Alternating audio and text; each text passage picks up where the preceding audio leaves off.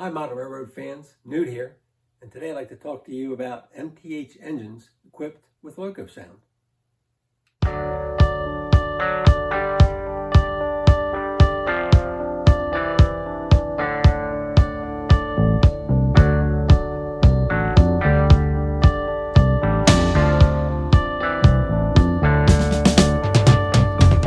We often hear about PS1, PS2, and PS3, but little is said about Loco-Sound. Loco-Sound was installed in engines between the years 2001 and 2007 and was used as a bridge between PS1 and PS2.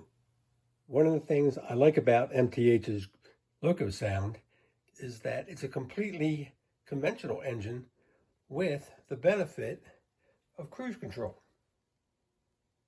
That means you don't need an expensive digital system to run the engine.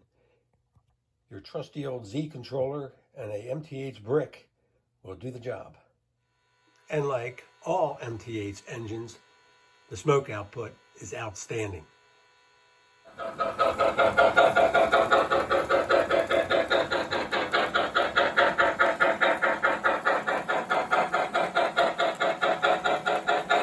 One thing that's not outstanding about the Loco-Sound is the sound set.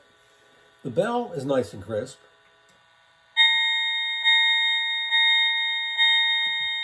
However, the whistle needs some improvement.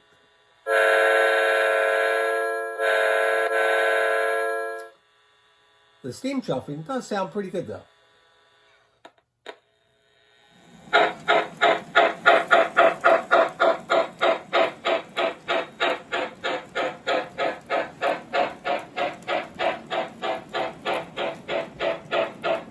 The diesel sounds aren't bad on this SW9 switcher, and the bell is nice and crisp.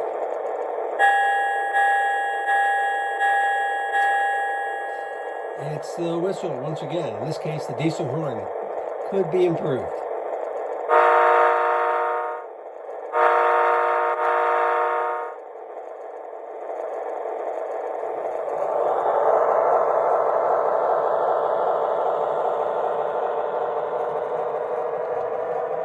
You'll often find engines that say optionally equipped with PS1 or Loco-Sound, and optionally equipped with Loco-Sound or PS2.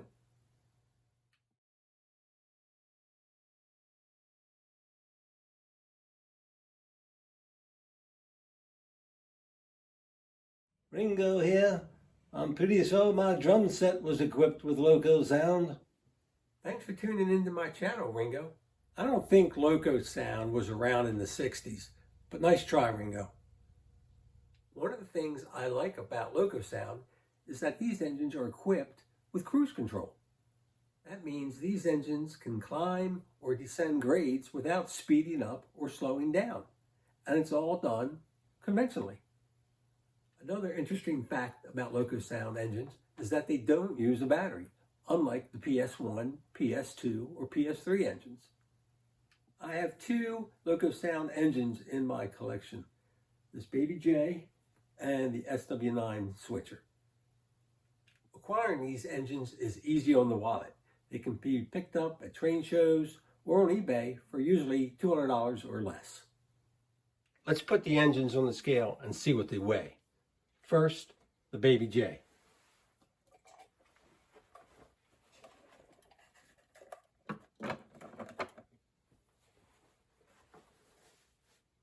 Coming in at just over 7 pounds. Very impressive.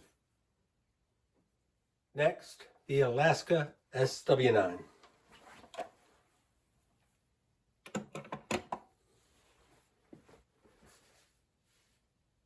Coming in at just under 4 pounds.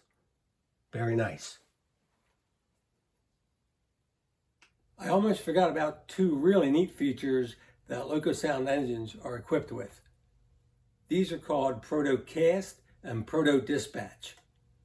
To operate these features, you're going to need the MTH lock-on and remote control, like this.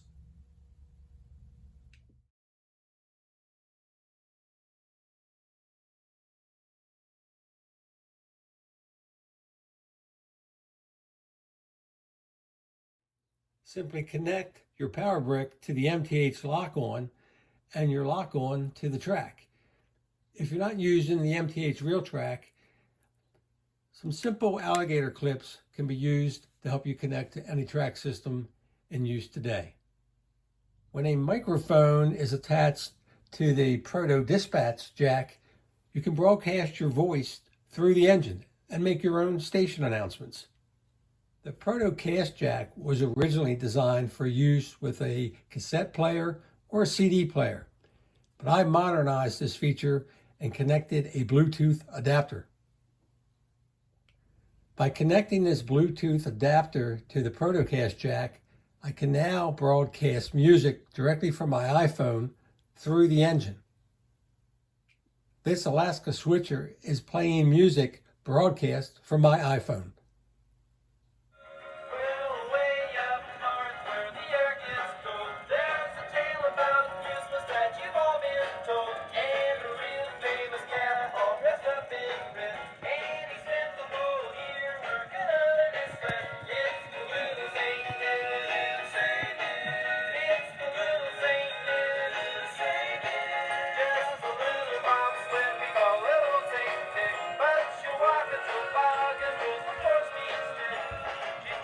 Maybe you could play some of my music through your train. Aren't you due back at the Yellow Submarine? We all live in a yellow submarine, yellow submarine, yellow submarine. We all live in a yellow submarine, yellow submarine, yellow submarine. Moving on. So in my opinion, these engines are definitely worth the money, definitely worth the collecting, and to a conventional operator, it's a no-brainer. I hope you found this review useful, and if you haven't already done so, please subscribe to my channel. Until the next video, have fun and have a great week.